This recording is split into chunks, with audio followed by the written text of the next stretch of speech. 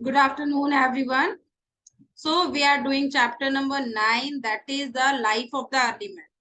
In chapter 8, we have already discussed about the history. What is history? तो history में जब पढ़ रहे हैं तो सबसे पहला जो चैप्टर है हमारा हिस्ट्री में, वो है हमारा the life of the early man. Early man के बारे में जानना है हमें कि उनका लाइफ कैसा था। ठीक है। तो सबसे पहला जो हम लोग पढ़ रहे हैं इस चैप्टर में, we do not know the exact place of the origin of the mankind. तो हमें ये एविडेंस नहीं मिला हुआ है कि जो मनुष्य है उसका जन्म सबसे पहले कहाँ हुआ, कौन से प्लेस पे हुआ था। ओके। हम लोग के पास कोई एविडेंस नहीं है, कोई एग्जैक्ट इंफॉर्मेशन नहीं है कि मैनकाइंड का जो जन्म हुआ था वो सबसे पहले कहाँ हुआ था। However, evidence indicate that human species may have developed in Africa as the area, as this area has favorable climatic conditions for the evolution of the human life. अगर बात कर रहे हैं हम लोग यहाँ पे, तो हमारे पास कुछ सबूत है, कुछ एविडेंस, एविडेंस यानी सबूत, कुछ सबूत है जो ये इंडिकेट करता है कि जो मानव प्रजाति है वो सबसे पहले जो है अफ्रीका में डेवलप हुआ था। क्यों? तो क्योंकि वहां पर जो क्लाइमेट है वो बहुत फेवरेबल है ह्यूमन बींग्स के डेवलपमेंट के लिए, ओरिजिन के लिए। हम लोग को जैसा हमारे बॉडी को चाहिए उस तरीके का जो क्लाइमेटिक कंडीशन है वो है आपका अफ्रीका में। It is believe that later on the human species may have wander to Asia, Europe and America. और ये भी लोगों का मानना है, ये भी लोगों का विश्वास है कि जो ह्यूमन प्रजाति, स्पीसीज यहाँ पे लिखा हुआ है, दैट इज, उसका मतलब होता है प्रजाति। तो ये प्रजाति जो है वो अफ्रीका से दूसरे कंट्री, दूसरे कॉन्टिनेंट में ट्रेवल कर दिए, माइग्रेट कर गए, जैसे एशिया, यूरोप, अमेरिका में जाकर के बस गए। Our information about the life of the early man is based on the remains of objects, fossils, and tools that have been exported from the different part of the world by the archaeologist. Archaeologist कौन होता है? Archaeologist जो history के बारे में research करते हैं, जा करके इंफॉर्मेशन कलेक्ट करते हैं, सारा कुछ जितना आर्कियोलॉजिकल साइट्स है, यानी जो पुरातात्विक साइट है जहाँ पे पुराने लोग, पुराने जीवन जो जीते थे, वो हिस्ट्री के बारे में सारा कुछ इंफॉर्मेशन कलेक्ट करते थे। तो ये हमारा जो इंफॉर्मेशन है अर्ली मैन का, वो बेसिकली किस पे बेस्ड है? तो वो उनका मतलब ऑब्जेक्ट, जो वो ऑब्जेक्ट छोड़ करके चले गए हैं, वो फॉसिल्स यानी जो वो मतलब सड़े गले प्लांट्स और एनिमल्स के जो डिकम्पोज्ड बोल सकते हो कि चीजें होती थी, वो टूल्स, वो कौन सा औजार यूज करते थे। तो ये सारी चीजें जो एक्सक्वाटेड यानी जब खुदाई की गई, जमीन खोदा गया या कहीं पे खोदा गया, तो ये सारी जब चीजें मिली तो पता चला कि अर्ली मैन के जो का लाइफ जो है इस तरीके से हुआ करता था। Most of the tools are made up of a stone. The period when the stone tools were used is known as Stone Age. ठीक है, ये बहुत इंपॉर्टेंट है, अच्छे से समझोगे। स्टोन एज कौन सा पीरियड ऑफ टाइम है? जब मनुष्य, जब अर्ली मैन जो है, जो टूल्स यानी औजार जो यूज करता था वो स्टोन का यूज करता था, पत्थरों का यूज करता था। वो एरिया, वो ईयर जो है उसको बोला जाता है Stone Age. When the early man used stone tools, this period of time, that period of time is known as Stone Age period. ठीक है, स्टोन एज कहा जाता है जब वो कौन सा यूज करता था? तो स्टोन टूल्स यूज करता था।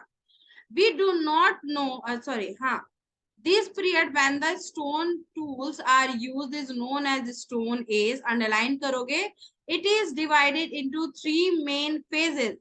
ये तीनों फेजेस बहुत इंपॉर्टेंट है और यही पूरे चैप्टर का आप लोगों का सबसे इंपॉर्टेंट पार्ट्स है, ये three stone as. There are three stone age. First one is Paleolithic age, जिसको old stone age कहा जाता है. दूसरा Mesolithic age, जिसको middle stone age कहा जाता है. और तीसरा Neolithic age, जिसको new stone age कहा जाता है. ओके हमारा जो पहला है Paleolithic यानी old stone age. यहाँ पे आप लोग पढ़ रहे हो there are three the stone age divided into three categories. Three parts में उनको डिवाइड हो गया है. तो वो थ्री पार्ट्स क्या हैं हमारे हो गए पालोलिथिक, मेसोलिथिक और नियोलिथिक. तो these are the three stone age. Okay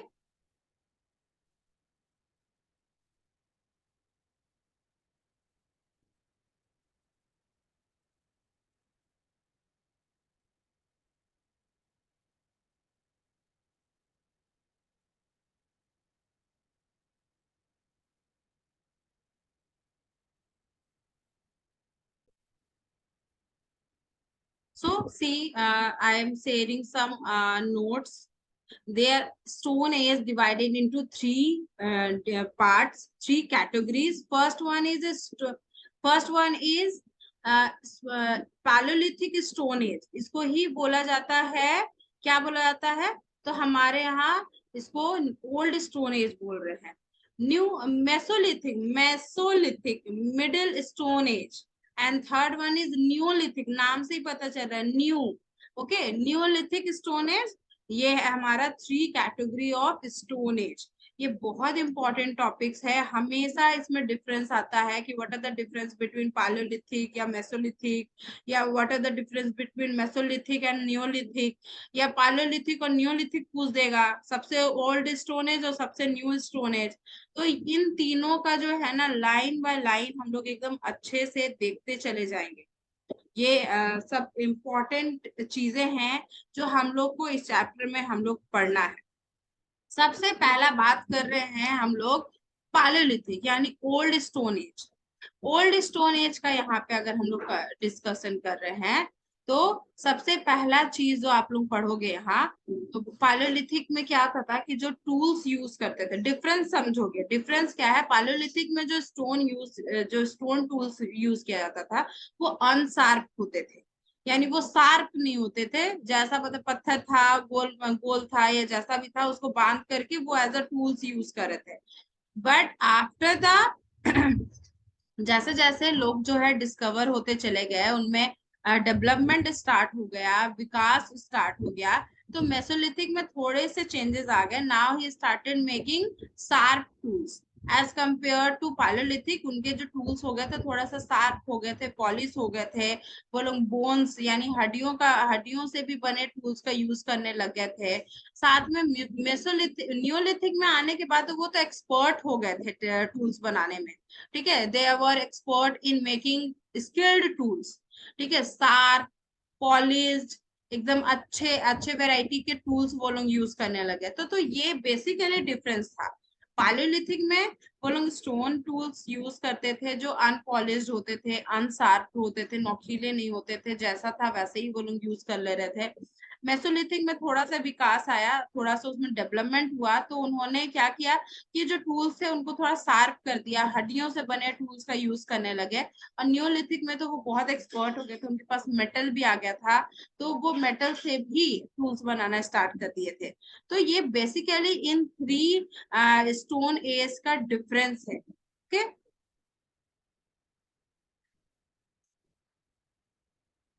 जा रहा है.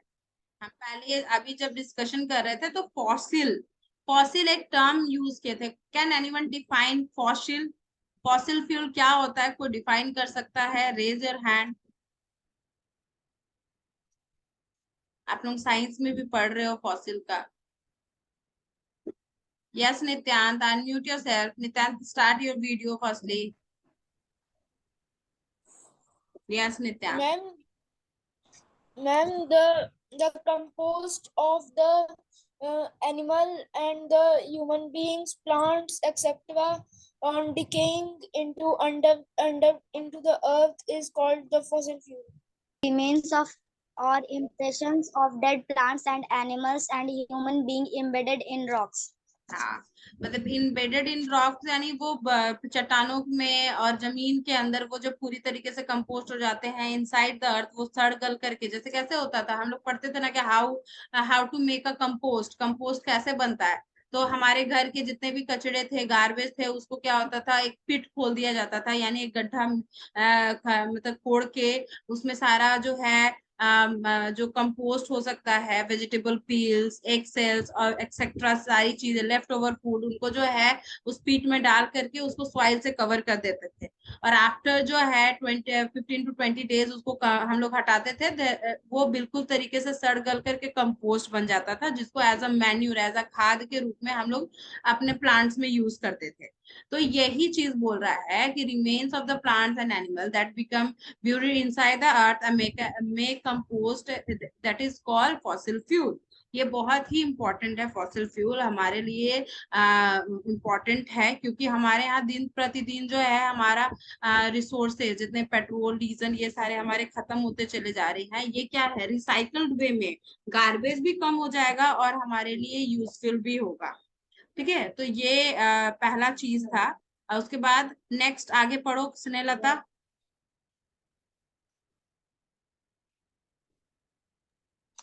Paleolithic age. Paleo means old and lithic means stone. The हाँ, Paleolithic man prepared stones tools to defend himself from wild animals. He also सबसे used them पहला to जो hunt term for use कर रही है स्नेहलता, पढ़ रही है, palaeolithic. Polio means old and lithic means stone. ठीक है, पालियोलिथिक, पालियो यानी ओल्ड स्टोन एज, ये हम लोग जो हमारा फर्स्ट टॉपिक है इस चैप्टर का, palaeolithic, that is palaeo means old and lithic means stone. Yes Snehalata आगे। He also used them for hunting animals, chopping meat, cutting wood, and digging. The tools were known as core and flake tools. The core tools were made from large stones by sharpening the edges. The flake tools were formed when broken pieces of stone struck off from a large piece of stone. सबसे पहला जो यहाँ पे बात चल रहा है कि वो लोग क्या करते थे, वो लोग हंटिंग करते थे, मीट चॉपिंग करते थे, डिगिंग करते यानी खुदाई करते थे, इस तरीके का काम करते थे। और इन सारे कामों के लिए उनके पास और टूल्स होते थे। तो वो टूल्स कैसे बनाते थे, बड़े स्टोन को वो छोटे, मतलब वो जब ब्रोकन उसको तोड़ देते थे और उसको छोटे पत्थर और बड़े पत्थर को अटैच करके वो टूल्स बनाते थे। इस तरीके से अपना टूल्स का वो काम करते थे। यस आगे। These tools were crude and unpolished. The हाँ, man ये of जो these है वो period क्रूड होता था, यानी मतलब अनपॉलिश होता, उसमें शार्पनेस नहीं होती थी। वो बोले ना कि बड़ा कोई बड़ा सा पत्थर है, उसको तोड़ करके छोटे पीसेस में उसको छोटा पीस ले लेते थे और बड़े पीस के साथ अटैच कर देते थे। तो वो क्या होगा, वो एक तरीके का, मतलब बोल सकते हो कि हैमर की तरह हो सकता है, जो अनपॉलिश्ड होगा, सिर्फ मारने में और ये करने में हेल्पफुल होगा। लेकिन अगर कोई हमको नौकीली चीज बनानी है जिससे एक बार में कोई जानवर मर जाए या कोई हो जाए, तो वो उस तरीके का इनके पास नहीं था, इसलिए उसको क्रूड और अनपॉलिश टूल कहा जाता था। The man of this period was food hunter and gatherer हाँ, who moved from one place to another in search of food. The greatest हाँ, achievement of man सबसे during पहला ये this टर्म जो period. है ना, the person who move from one place to another in search of food and water, what is called.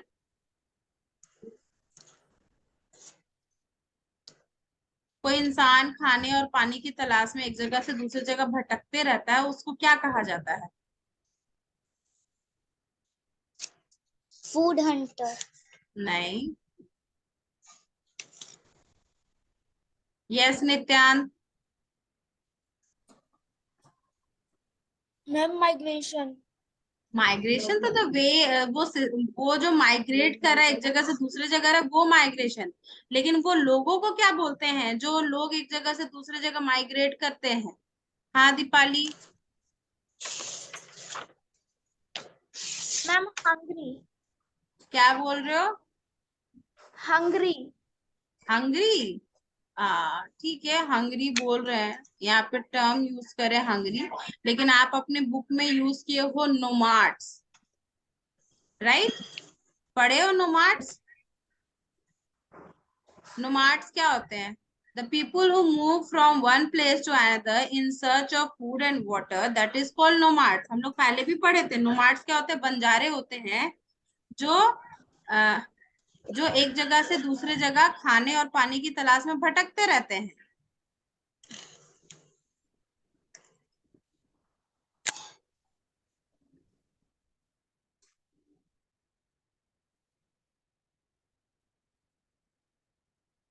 करके रख लोगे. Nomads, the people who move from one place to another in search of food and water is called nomads. Right ये हम कभी फिर class में पढ़ाएंगे तो जरूर पूछेंगे आप लोगों से ये टर्म.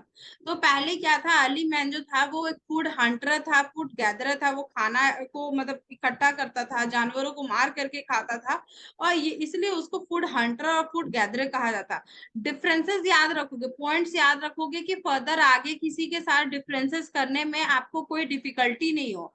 सबसे पहला पॉइंट जो है, पालियोलिथिक का मतलब क्या है? Palaeo means old and lithic means stone. ठीक है, पालियोलिथिक का मतलब होता है stone a, old stone age. Second point क्या बताया गया कि सेकंड पॉइंट में वो नोमैड्स थे, यानी वो एक जगह, उनका कोई परमानेंट घर नहीं था, वो एक जगह से दूसरे जगह खाने और पानी की तलाश में भटकते रहते थे.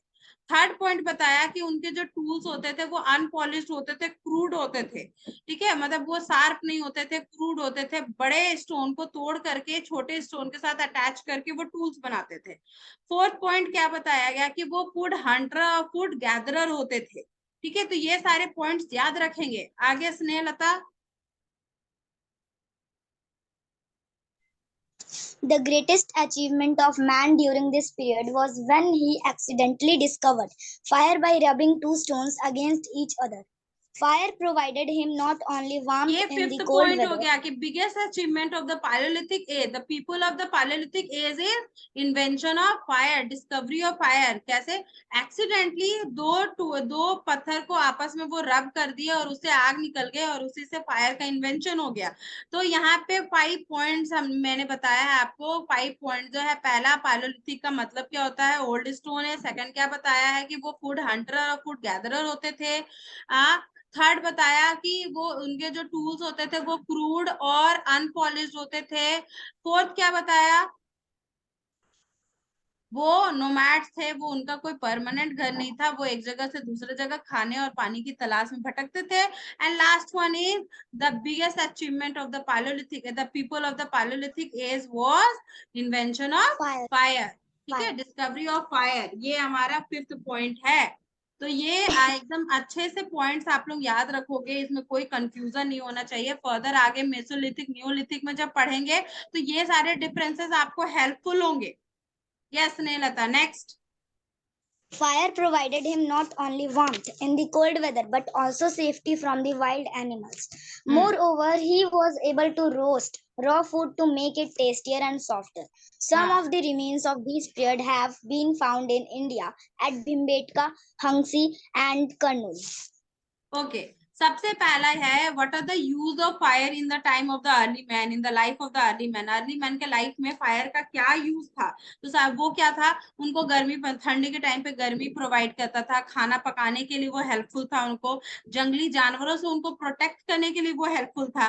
तो ये 3 पॉइंट आप लोग एकदम अच्छे से याद रखोगे, क्योंकि ये बहुत इंपॉर्टेंट क्वेश्चन है इस चैप्टर का कि what are the importance of fire in the life of the early man. सबसे क्या इंपॉर्टेंस है? तो सबसे पहला, fire give him warmth in the cold weather. Fire protect from the wild animals. Third, now he start cooking his food. Raw food से अब वो cooked food खाने लगे. पहले वो कच्चा मांस खाते थे, अब पके हुए खाने वो खाने लगे. तो these are the 3 important importance of fire in the life of the early man. ठीक है, आज जो है हम लोग बस यहाँ पालियोलिथिक एज तक ही पढ़ेंगे. फर्दर आगे जो मेसोलिथिक और न्यूलिथिक कल हम लोग अपने ऑनलाइन क्लासेस में इसको देखेंगे. आज के लिए हम अपना यही क्लास ओवर करते हैं. कल मिलेंगे. Bye bye everyone, have a good day.